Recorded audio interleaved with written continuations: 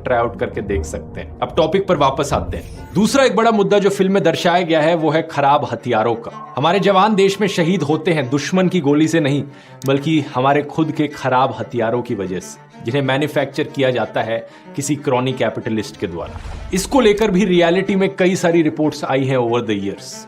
2012 Indian army के chief general VK Singh प्रधानमंत्री मनमोहन सिंह को लिखकर कहते हैं कि आर्मी की जो टैंक फ्लीट है वहां पर क्रिटिकल एम्यूनेशन की सख्त कमी है।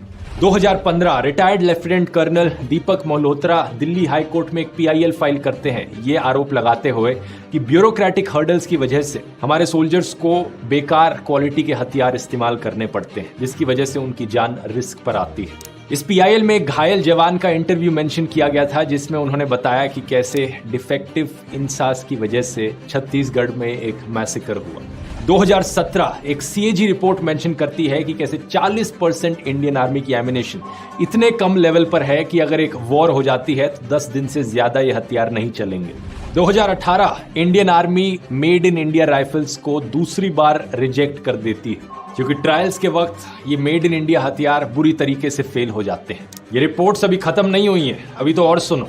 2020 एक इंटरनल आर्मी असेसमेंट में फ्लैग किया जाता है कि कैसे खराब हथियारों की वजह से पिछले 6 सालों में 403 एक्सीडेंट्स हुए हैं और 27 जवान शहीद हुए हैं at a loss of 960 crore rupees. ये हथियारों को सप्लाई किया गया था ऑर्डिनेंस फैक्ट्री बोर्ड के द्वारा। इसके बाद सितंबर 2022 सिर्फ पिछले साल की रिपोर्ट है ब्लूमबर्ग की। इसमें कहा गया है कि प्रधानमंत्री मोदी के मेक इन इंडिया पुश की वजह से हमारी डिफेंस फोर्सेस कुछ क्रिटिकल वेपन सिस्टम्स इंपोर्ट नहीं कर पा रही हैं। इसकी वजह से इंडिया काफी वल्नरेबल है चाइना और पाकिस्तान से आने वाले थ्रेट्स को लेकर। एक इस साल की रिपोर्ट भी मैं आपको दिखाना चाहूंगा। पिछले 5 सालों में करीब 55 जवानों ने अपनी जिंदगियां खोई 50 से ज्यादा एयरक्राफ्ट और हेलीकॉप्टर एक्सीडेंट्स में। एक बड़े टाइम फ्रेम में देखना है तो 2022 की एक रिपोर्ट थी जिसमें बताया गया कि 400 से ज्यादा मिग 21 क्रैश किए पिछले 60 सालों में, जिसकी वजह से 200 पायलट्स और 60 सिविलियंस ने अपनी जिंदगियां खोई। इस इशू को वैसे रंग दे बसंती फिल्म में भी रेस किया गया था, अगर आपको याद हो तो। ये फिल्म का एक बड़ा मेजर प्लॉट पॉइंट होता है। अब आते हैं हम अपने तीसरे बड़े इशू पर, कॉर्पोरेट फंडिंग। जवान फिल्म में दिखाया गया है कि कैसे सीक्रेटली कॉर्पोरेट पैसे का इस्तेमाल किया जाता है पॉलिटिकल पार्टी की फंडिंग के लिए। इसी को लेकर 2017 में एक बड़ी चीज हुई थी हमारे देश में। मोदी सरकार ने फाइनेंस बिल 2017 पास किया था, जिसके जरिए पॉलिटिकल पार्टीज को सीक्रेट डोनेशंस देना अलाउ किया गया इलेक्टोरल बॉन्ड्स के थ्रू। इसी बिल में ये लिमिट भी हटा दी गई थी कि एक पॉलिटिकल पार्टी को कितना पैसा दिया जा सकता है चंदे में। आखिर कितना पैसा दिया गया? इस साल की जनवरी की एक रिपोर्ट आई जिसने बताया कि बीजेपी को 2018 और 2022 के बीच में 5270 करोड़ रुपीस की फंडिंग मिली सीक्रेटली।